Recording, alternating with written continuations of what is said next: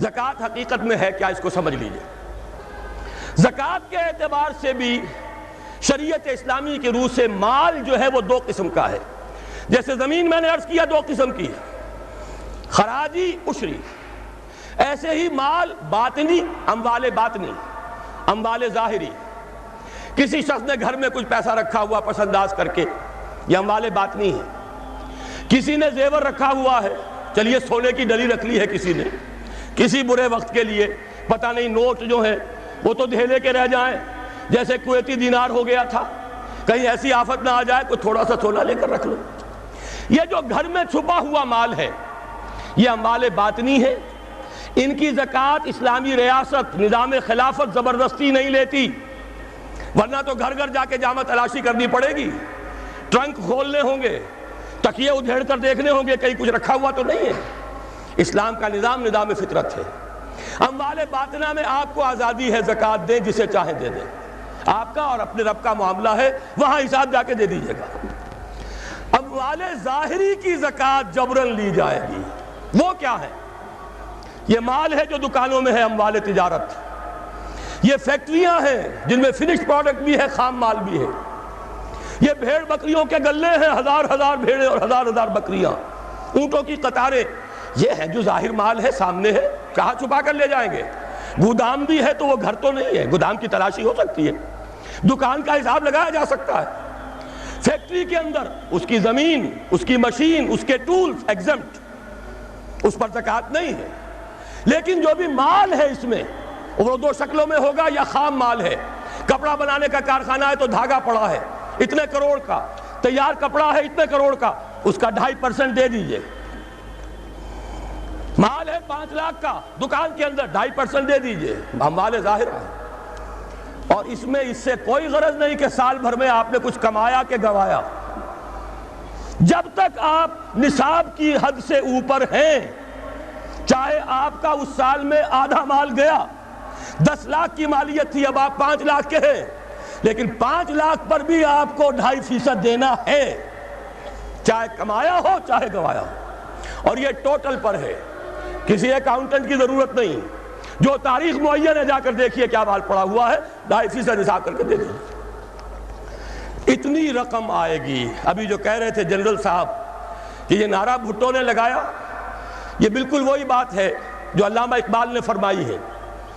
مغربی تہذیب میں بھی ایک حصہ حق کا ہے، اگرچہ باطل نے اس کے اوپر پورا غلبہ حاصل کر لیا، لیکن حق کا حصہ اس میں بھی تھا۔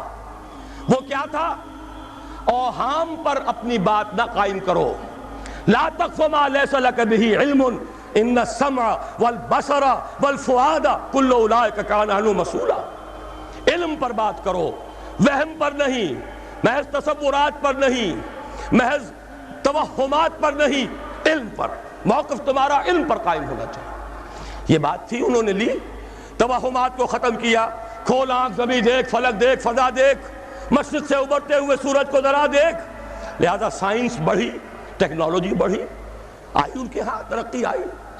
اسی طرح یہ سمجھ لیجئے روٹی، کپڑا اور مکان کوئی کافرانہ نعرہ نہیں تھا، یہ افراد کا بنیادی حق ہے، اور تاریخ انسانی میں پہلی مرتبہ عمر فاروق نے اس حق کا بیان کیا۔ اگر دجلہ اور فرات کے کنارے ایک کتا بھی بھوکا مر گیا تو عمر قیامت کے دن ذمہ دار ہوگا۔ کون مارکس ہے، کیا پدی اور کیا پتی کا شوربہ، کون کوئی جدید تصورات دینے والے ہوں گے؟ یہ کل کی پیداوار ہے اور آج ختم ہو چکے، آج ان کے چہروں پر کالک بری جا رہی ہے، آج ان کے مجسمے گرائے جا رہے ہیں۔ عمر فاروق کا فرمان، یہ محمد کے غلام اور ایک ادنا تربیت یافتہ سپاہی کا فرمان ہے، یہ تا قیام قیامت قائم رہے گا۔ ہر شہری کی بنیادی ضروریات کی کفالت ہے جو نظام خلافت کے ذمے ہے۔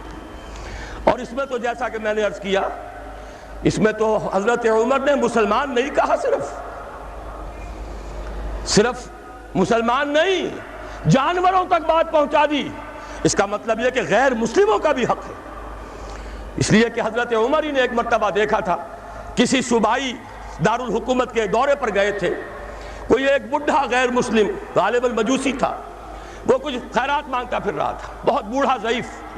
وہاں کے عامل سے حضرت عمر نے پوچھا یہ کیا معاملہ ہے، یہ خیرات مانگنے پر کیوں مجبور ہو گیا؟ تو انہوں نے کہا غریب ہے اور اس کے پاس کوئی ذریعہ نہیں ہے۔ فرمایا یہ بڑا ظلم ہے کہ جب یہ جوان تھا، کماتا تھا، ہم اسے جزیہ لیتے تھے، اور آج اگر یہ بوڑھا ہو گیا ہے اور اس کا کوئی والی وارث نہیں ہے تو ہم نے اسے سڑکوں کے اوپر بھیک مانگنے کے لیے چھوڑ دیا، اس کا بھی وظیفہ مقرر ہو جائے گا۔ یہ ذمہ داری، یہ کفالت عامہ ہر شہری کے لیے۔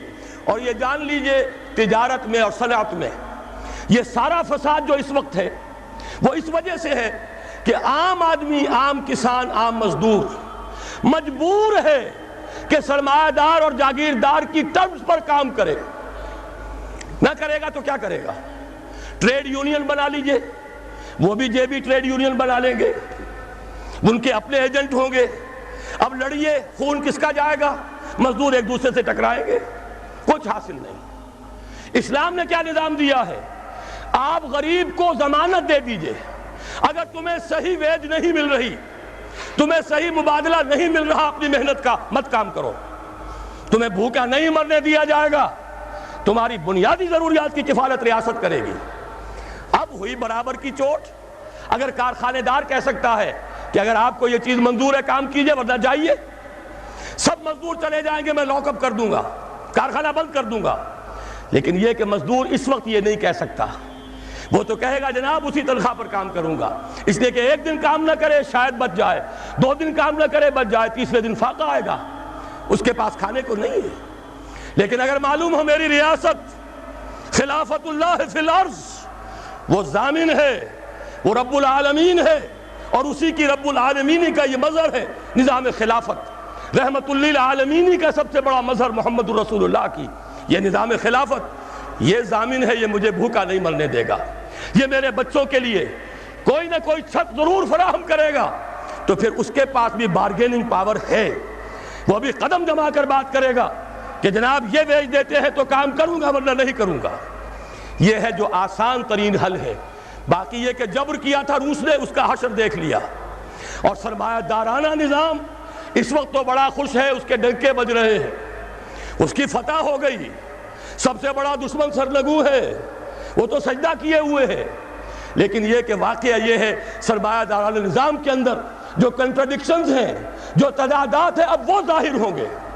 جب باہر مقابلہ تھا، اندر کی لڑائی ختم تھی، اب اندر سے فساد ابھرے گا، اندر سے ایکسپلوژن ہوں گے۔